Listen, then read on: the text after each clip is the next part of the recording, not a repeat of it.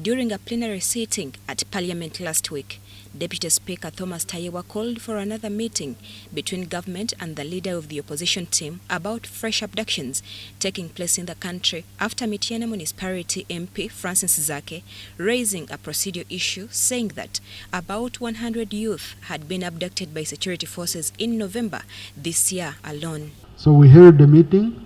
Now, this meeting was held today in the Deputy Speaker's office, and in attendance was himself, the Prime Minister Robinah Nabanja, Minister for Information, Minister for Security, Government Chief Whip, and the leader of the opposition. However, according to Tayebwa, this meeting was not conclusive and announced a new date for a high-level conclusive meeting for this matter.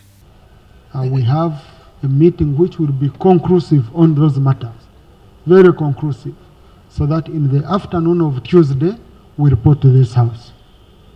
Because what we are handling is not between us, is not for us as leaders in the House. According to government, they lack necessary particulars about the said abducted people, asking the opposition to provide a fresh list of the abductees, which the opposition is not willing to do.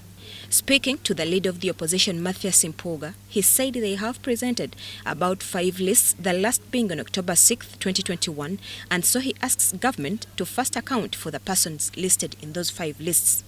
That they actually know where these people are, but secondly, I was generous enough over the past and offered the names of these people, including their contacts or family members.